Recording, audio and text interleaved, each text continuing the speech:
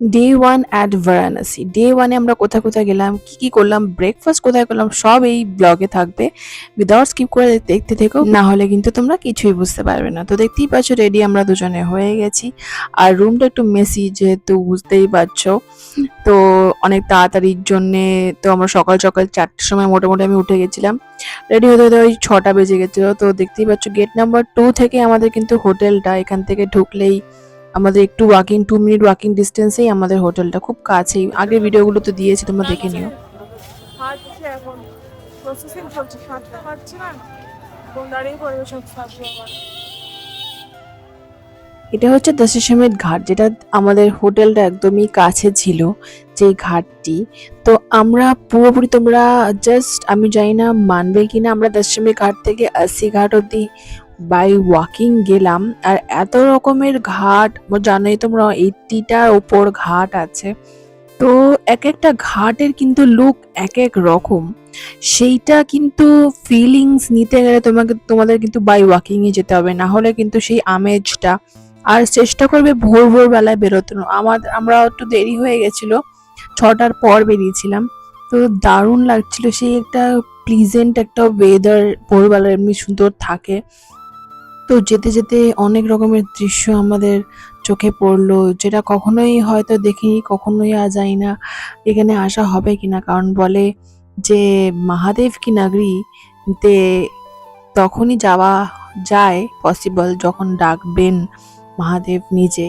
তো এতদিন হয়ে গেল, তোমরা মানবে কিনা জানি না, আমি কখনো কিন্তু বেনারস আসিনি, কোনো সুযোগ হয়নি। যাই হোক, খুব টেনেছিল হয়তো, সেই জন্য আসতে পেরেছি।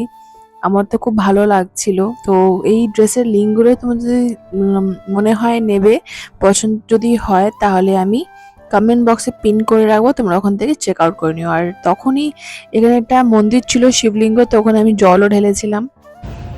জাস্ট এখানে খাওয়ার দোকানটা পেলাম। কি নামটা কি এটা?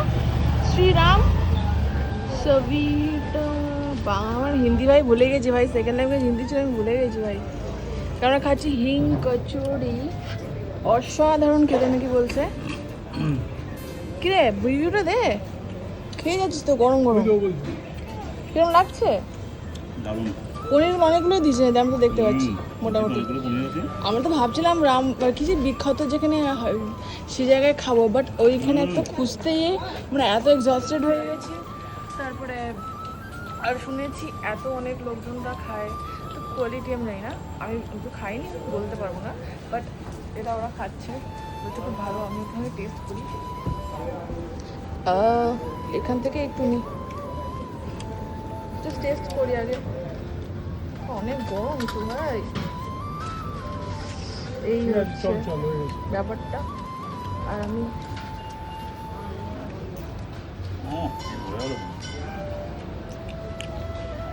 অসাধারণ খেতে। চলো ব্রেকফাস্ট করার পর আরো এগোনো যাক, 80 ঘাট অব্দি তো যেতে হবে, লক্ষ্য তো আমাদের ওটাই।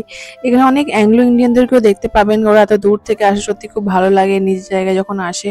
এই হচ্ছে 80 ঘাট, পৌঁছে গেছি ফাইনালি, দেখতেই পাচ্ছ। আমার হালাত খারাপ হয়ে গেছে সেই। আর আবার বলো, বলো না ঘাটটার নাম কি?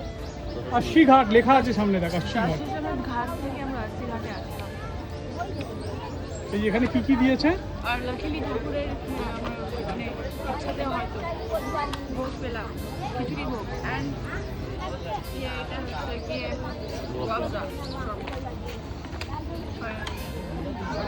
এই যে 80 ঘাট। তো বন্ধুরা, দেখতে দেখতে ব্লগটা এখানেই শেষ করছি, বেশি লেন্দি আর করছি না আজকে।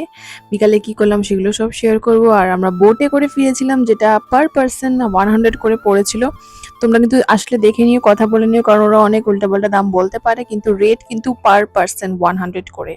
তো এই ছিল আজকের ব্লগ, আশা করি তোমাদের ভালো লেগেছে। ভালো লেগে থাকলে কমেন্টের মাধ্যমে জানিও। আবারও বলবো, যারা নতুন দেখছো, নতুন আমার পেজটাতে ভিডিওটা তোমাদের কাছে গেছে, ফলো করতে কিন্তু একদম ভুলো না। সুন্দর সুন্দর ভিডিও তোমাদের জন্য নিয়ে আসবো আবারও।